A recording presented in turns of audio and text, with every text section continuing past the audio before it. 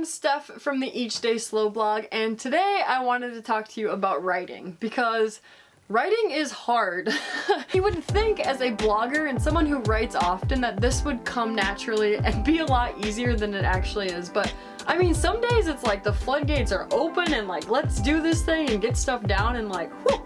And other days it's like,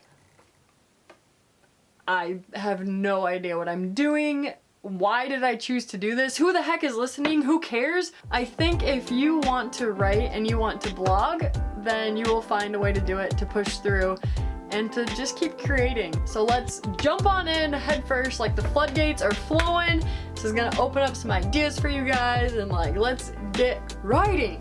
Whew! Number one is to write every day. If you wanna write more, you need to write more. You need to prioritize it, you need to make time for it, and if you really want to get better at writing, you just need to sit down and actually do the process of writing, which includes the blank pages, the figuring things out, the first drafts, which we're gonna talk about. You have to do the whole process of writing to actually then create better writing content. First things first, write every day. My second tip is to write first thing in the morning. There's this saying, create before you consume. I mean, how often do we set our alarms because they're on our phones now and the alarm goes off and we check our notifications or we hop on Instagram and see what everyone else in the world is doing? I challenge you to create before you consume. Before you're influenced by other people's thoughts and words and writing, create your own content. I found if I write first thing in the morning before I do anything else,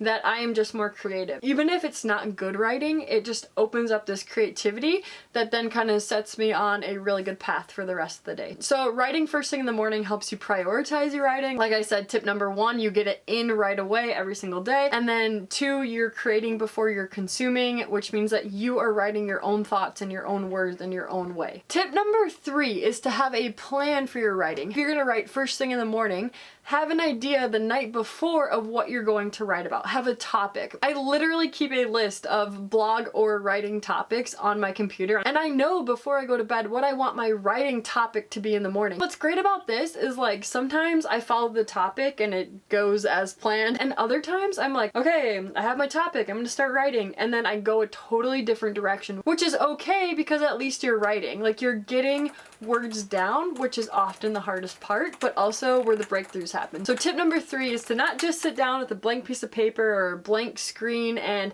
write about anything and everything under the sun. Actually have a plan, have a focus for the time that you're going to spend writing. Tip number four is to set a timer. And this is probably my favorite trick. For me, it doesn't have much pressure. When I see goals like 500 words or 2,000 words, that to me can be really intimidating and the words are hard to come up with. But if I can set a timer for 20 minutes, 10 minutes, an hour, whatever it is, and I just focus on keeping my fingers moving, that to me is possible. It's not perfect, but for me, it just really gets the ideas and the words flowing. So setting a timer for any amount of time. My go-to is 20 minutes because I figure after 20 minutes, if I am like in it and feeling good and focused, I can keep on going. But if after 20 minutes, I'm like, yep, I'm done, not feeling it today, at least I got my 20 minutes of writing in, and then I can always circle back to that later in the afternoon or at a different time, but I got my base. Number five, don't hit backspace. I generally do this when I do my timed writing sessions. Your focus is to let the words and your thoughts take you wherever they may take you. It may not make sense, you may want it in a different order,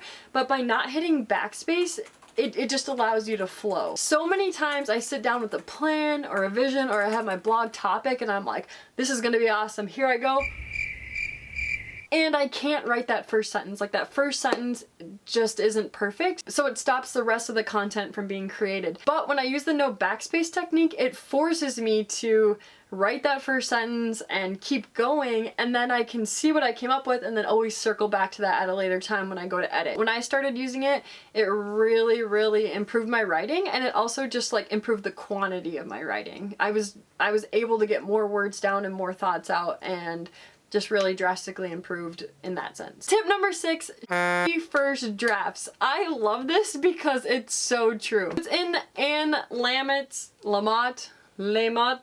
Anne Lamott's book, Bird by Bird, literally has a whole chapter on shitty first drafts. It is brilliant and I would encourage you to go read it. Actually, her book is part of my next tip, so we'll get there. But basically, it's a reminder that the best authors and writers in the world all start with a shitty first draft. That's why I love some of these different techniques that I'm telling you about, because it really is just a space to get your thoughts and your words down and flowing, and it is not going to be perfect. You're going to have to come back and clean it up, but getting that first draft done, no matter how shitty it is, just catapults you that much further forward. So tip 6, first drafts, just remember we've all been there before. Tip 7, if you want to write well, you need to read well. Basically, good writers read. Find the authors and styles and tones that excite you, and obviously as you create your own content, like we're not plagiarizing here, but you'll see that you will start to develop your own voice and grow in your writing. I will link these down below, but some writing specific books that I recommend are Anne Lamott's Bird by Bird, right there. I also read The Memoir Project by Marion Roach Smith. It reminded me of Bird by Bird, and if I had to pick one, I would pick Bird by Bird, but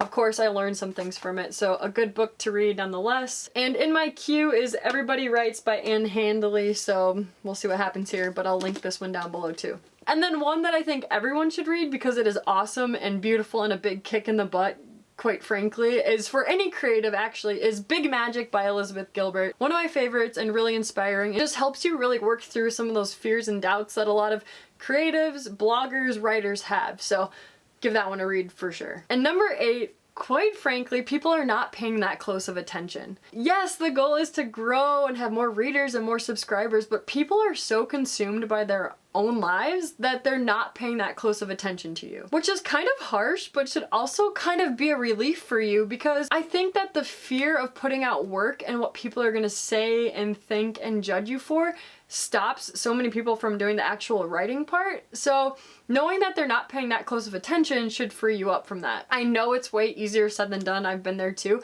but just know that if you come from a place of authenticity and in each blog post or in each writing you teach, educate, or inspire them, like they're gonna keep coming back for more and appreciate that you took the time to put that out into the world for them. So keep that in mind. That is definitely something you have to overcome and find your own way to do that and your own confidence. I mean, every single time I write a blog post and I go to hit that publish button, I'm like, who's gonna read this? What are they gonna say?